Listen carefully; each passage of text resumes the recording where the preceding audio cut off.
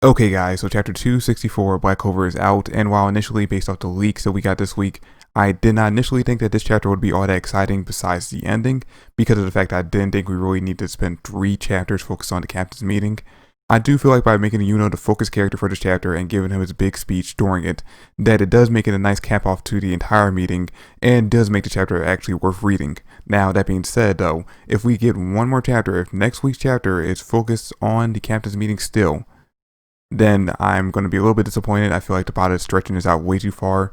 We don't need to see them actually coming up with the plan during the meeting. We can just say that they came up with their plan and who they're going to take with them off panel, and then we can just skip past the rest of that. But you know what? If the end of the chapter is any indication, it looks like we're going to be moving focus away from the Clover Kingdom and heading over into the Heart Kingdom and focusing on the characters that were still there after Vanica attacked. Now, like I said, Yuno is definitely the focus character for this chapter, but real quick, I want to talk about the moment we have in the beginning with Jack and Nock. Because, alright, Nock starts off the chapter by saying that he plans on infiltrating the inner parts of the Space Kingdom Palace and transporting everyone who they plan on taking with them, basically their second iteration of the Royal Knights, into the inner part of the palace, basically to stop the Dark Triad from enacting their plan.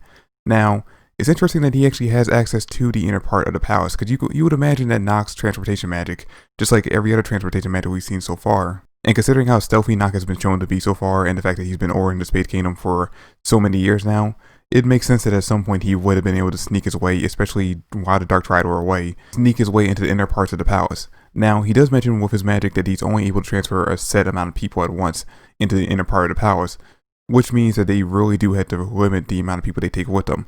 And this is when Jack chimes in and says, alright, well, if you can only take a limited amount of people, then definitely the captain should be on that list. And you know what? I kind of feel like this is something that Jack didn't really need to chime up about, because of course the captains were going to be on the list of people who would be going to the Space Kingdom. Why would they be taking anyone other than the captains? It doesn't really make a lot of sense why Jack would actually need to chime up in this moment, and I get why Dabba did it. He was basically just kind of setting up Yuno's big speech that followed directly after this. But again, this is kind of like a non-statement from Jack. We really did not need him to chime up and say, hey, we should probably take the captains, our most powerful magic knights in the entire kingdom, to fight off against the demons who are stronger than the 2 demons who already defeated captain level people. But yeah, they all kind of, besides Asta, really don't want Yuno going with them on this mission. And then Yuno kind of brings up a very valid point, and that is that if he doesn't go with them, then the likelihood that Captain William Vengeance will be saved plummets down. Because during his speech in this chapter, Yuno brings up the fact that none of the captains have really forgiven Vengeance for what he did during the last arc when the elves were invading and taking over people's bodies. Because even though he was trying his best to stay neutral, by giving his body to Patry and letting Patry basically jumpstart the entire thing, as far as the rest of the captains are concerned, he was a full-on traitor at that point. It doesn't matter the fact that he himself was trying to be neutral and didn't side with either the elves or the humans. Just the fact that he didn't even take the Clover Kingdom's side initially was a traitorous act, and none of them have forgiven him for that. And we saw that back in chapter 262, when we saw that the captains initially were talking about the fact that William and Yami were both kidnapped. As the meeting went on, you could tell that their focus was mostly on Yami and saving him. And the sad part of this entire thing is the fact that none of the captains refute what he is arguing. They all pretty much just stay silent. If they do talk up, they continue the argument of basically him just not being strong enough to work alongside them, especially since he's already been defeated by Zeno once. But yeah, during his speech, Yuno brings up the fact that the only people in the entire kingdom who are aware of what William did during the elf invasion and have forgiven him fully for it are the Golden Dawn members. And it's because of this, because of the fact that they have forgiven him and that William decided that he needs to act even more like a captain to be worthy of their trust and respect and forgiveness, that we get this flashback from Yuno during the fight with him and Zeno, which at first I didn't think made sense because of the leaks. We only got this one image from it, and it didn't make sense how Yuno would be aware of this flashback since he wasn't there during the fight. But now that we have context to the fact that this was actually taking place after Yuno was already defeated by Zeno, we see a flashback of William fighting off against Zeno, and William putting his entire effort during the fight into rescuing as many members of the Golden Dawn as he can, regardless of what Zeno was throwing at him. And Yuno says that the only reason why Zeno was able to defeat and capture William is because instead of focusing on the fight, William was splitting his attention between the fight and trying to protect as many people as he could. Which we can clearly see during the flashback in the chapter that William is in fact fighting off against Zeno while trying to protect his squad members. So this does make sense as to why he was so easily defeated by Zeno, and we can see that Zeno, after defeating him, really didn't have that much of damage on him. It's because of the fact that William wasn't putting his all into the fight.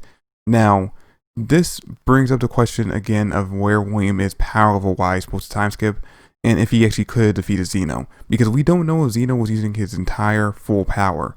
We do know that he was using at least 50%, but we don't know exactly what percentage he was fighting at, and if William would have been able to push him to his full power. It's kind of hard to back up Yuno's statement just because we don't know exactly how strong William was in comparison to captains like Yami and Fugoyan and Nozel, characters we've actually seen actively fight multiple times in the series. And we've only really seen William fight, I want to say, 1 or 2 times on screen. And each one of those times have been very, very short fights. So now, of course, the argument can be made that since Yami was able to push Dante to using his full power, that maybe William could have done the same thing to Zeno. But we also have to remember the fact that Yami's dark magic actually is more effective against demons than William's tree magic would have been. Now, before Yuno actually starts his speech, and after the captains actually all tell him that Yuno can't go with them, Nog actually brings up the fact that there actually is a resistance in the Spade Kingdom, and that one of the members of the resistance secretly came over into the Clover Kingdom not that long ago, and reveals that he already knows that Yuno has met with that guy who we already know as Ralph, the guy who basically came over and gave Yuno his backstory, and is currently holding or hiding him off again from the Spade Kingdom. And this is when Yuno basically just drops a bombshell to saying that, hey, I'm most likely the prince of the Spade Kingdom. I'm most likely the crown prince, the rightful heir to the throne of the Spade Kingdom, which immediately gets Jack to not trust him even more. Everyone's shocked by this, especially Asta. Asta is completely mind blown by this. But it was just such a cool moment how Yuno just like Nog nonchalantly corners Yuno in revealing this, and Yuno does it without any fear. Because you would think in this instance that Yuno would be more hesitant to do it because of the fact that they are at war with the Spade Kingdom right now. And just by saying that he's affiliated with the Spade Kingdom in any capacity could kind of make them look at him as a traitor, especially since he's a member, he's the vice captain of the squad where the captain had previously in the last big event already betrayed him. And Belle probably had the best looking panel in the entire chapter where we actually get to see a close up on her being extremely pissed off at Jack and just like, alright, I'm focused right now, shut up. Although that being said, I'm not exactly sure how helpful her plan of gathering up as much mana as she possibly can before they fight off against Zeno again is going to help out. I mean, it's going to boost Yuno's power up a little bit, but considering the fact that Yuno was completely, utterly destroyed by Zeno the last time, I don't think that gathering up mana is really going to help, but we'll see. Now, I don't think that Yuno actually convinced any of the captains, especially not Jack, to take him with him.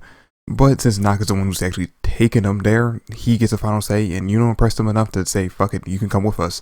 And he tells the captains that they should plan on leaving within 2 days. Now, one of the captains actually brings up the fact that they should probably include the Heart Kingdom in on this plan, but Charlotte tells them that they actually haven't been able to contact anyone in the Heart Kingdom for a while. And this is actually when we cut over to the Heart Kingdom at the very end of the chapter. We see that Noelle is fine now, she's safe, and she's waking up in this flower field. And when she wakes up, the first thing she sees is the 4 remaining elves, Patry, Raya, Veto, and Fauna, all standing over her, seemingly saving her, or had saved her, from her and healed her wounds after she was defeated by Vanica and Megakua. And man, can I say that it is amazing to see these characters finally back. Although, like I mentioned in my leak video, it's a little weird that they all have their resurrection marks on because they didn't have those marks the last time we saw them in chapter 182 because they are no longer under the effects of the evil eye curse or the resurrection spell, so they shouldn't have them anymore.